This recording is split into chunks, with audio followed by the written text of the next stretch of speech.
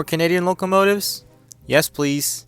Anyways, I want to welcome you guys back to another Southline District video. In today's video, we're going to be covering basically the Canadian locomotives, including the Canadian National SD40-2W, the EJE SD38-2, a Grand Trunk Western GP38-2, and a Canadian Pacific SD40-2F. And that's basically I'll be covering in today's video. I know it's been like weeks, I say, never mind, it's been a month. Yeah, it's already been I've been slowing down with all these uploads, getting all these videos dropped and all that stuff. It's just because I've been busy with school. I'm a junior right now, and the junior year's been quite a stressful year for me. Whatever. Anyways, that's all I have to say, but yeah, I've just been busy over the past few weeks. But here I am with this new video. I'm done talking about this intro, so let's just not waste our time and not stall here, and let's get going. The first locomotive that most of you guys are here for is the Canadian National SD40-2Ws. The Canadian National started purchasing the SD40-2s from General Motors Diesel between the years 1975 to 1988. They were built to have a wide cab added, which is why the W is added at the end. They were also nicknamed the Canadian Comfort Cab. Only 123 of those SD40-2s were built for Canadian National from numbers 5242 to 5363. These will be painted in the zebra paint, as these were their main paint scheme at the time of when they were purchased. These were also the earliest locomotives to have the wide cab style, as these weren't as popular until the 1980s. They also have ditch lights added. These weren't very popular in the railroading industry until the FRA rule that all locomotives must have ditch lights installed in the 90s. Fast forward to present day. There are roughly 70 to 75 SD40-2Ws either still in active service or in storage.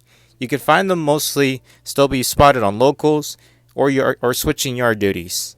Most of these SD40s are equipped with K3Ls, P5s, and P3 horns, and some of it have positive train control.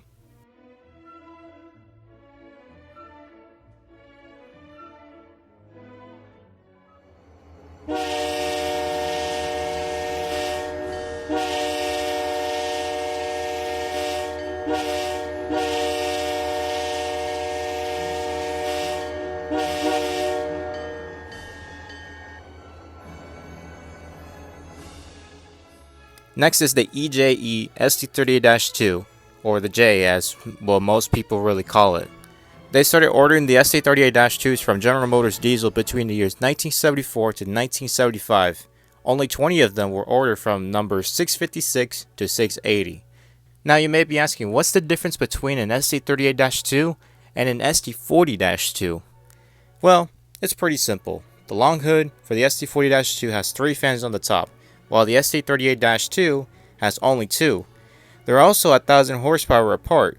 In their services, SD40s were used as mainline freight services, while the SD38s were often used for local, yard, and heavy drag services. They also have no diameter brakes for most of their units. These units will continue to work with the EJE Railroad until Canadian National took over the company in 2009. After they took it over, they still operate with their original colors, while some aren't as lucky.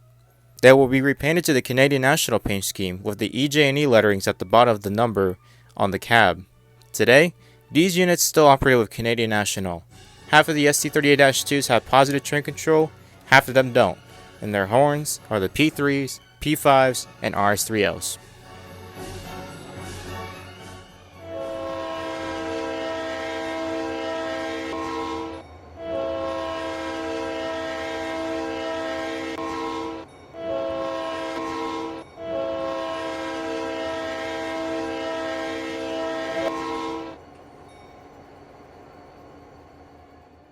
Now on to the blue units, the Grand Trunk Western GP38-2s.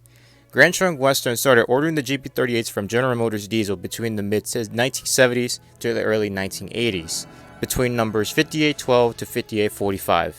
Later in the 80s, Grand Trunk Western started purchasing more GP38-2s from other railroads that had fallen, such as the P&L&E, Missouri Pacific, and a lot more. The former Missouri Pacific GP38-2s were numbered from numbers 4900 to 4934 and 5700 to 5734. The former P&LE units were renumbered from 5846 to 5849, and the CRIMP from 5850 to 5861. And finally, the DTI Railroad from 6221 to 6228. All of them will have the GTW logo added on the long hood. Well, mainly the P&LE and the CRIP, I think. Today, certain Grand Trunk Western GP38-2s can still be found across the Canadian Nationals' line.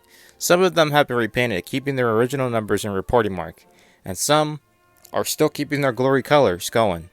Some of the GTW Jeeps have positive train control installed, and most of them are equipped with P3s and P5 horns.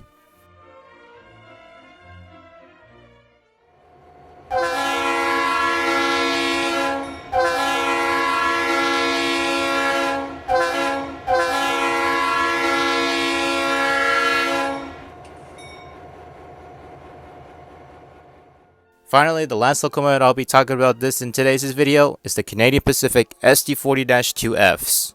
These units were also known as the Red Barn units. They were purchased by Canadian Pacific between the years 1988 to 1989. Only 25 of them were built, and only built for Canadian Pacific. These were numbers from 9000 to 9024. Some of them will be painted in the dual paint scheme, while some are painted in the sepia lettering on it. These were built to improve crew comfort in the frigid temperatures in Canada. Fast forward to the 2010s, Canadian Pacific started retiring them after only operating with the Canadian Pacific Railroad for only 25 years. Some of which will be sold to other leasing companies, while 10 of them will be sold to the Central Maine Quebec Railroad, or CMQ for short. Then later, when COVID came around, Canadian Pacific took over the CMQ Railway and reacquired the 10 SD40Fs back. Later in 2021, Canadian National announced that they'll be converting one of their SD40Fs to a hydrogen unit, naming the locomotive the H2L-EL. Most of these can still be spotted on certain trains, and their horns are equipped with the K3L horns.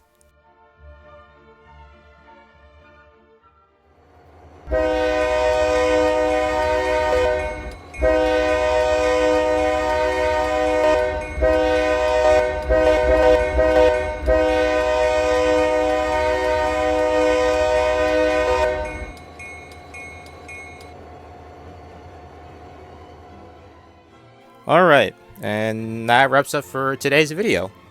I wanted to apologize for the long wait. I know it's been a while since I last uploaded. It's been like a month, as I said at the beginning of this video. I know this is a pretty short video as well. I mean, there's like a lot of locomotives that have been dropped over the past few weeks. So yeah, be aware I'm going to be covering all these. Well, some of them I won't. Most of them I would. But yeah, be on the lookout for those. Anyways, thank you guys for watching, and if you enjoyed today's video, be sure to hit that like button, and also subscribe to the channel, as we're going to be hitting 900 subscribers. Thank you guys so much for the support. Like, I know I've been making this kind of content for about a year, and I really not expected this journey will be going so fast. It'd be a pleasure if you subscribe to this channel. So yeah, that's all I have to say. Thank you guys for watching, and I'll catch you guys in another video. And as always, take care.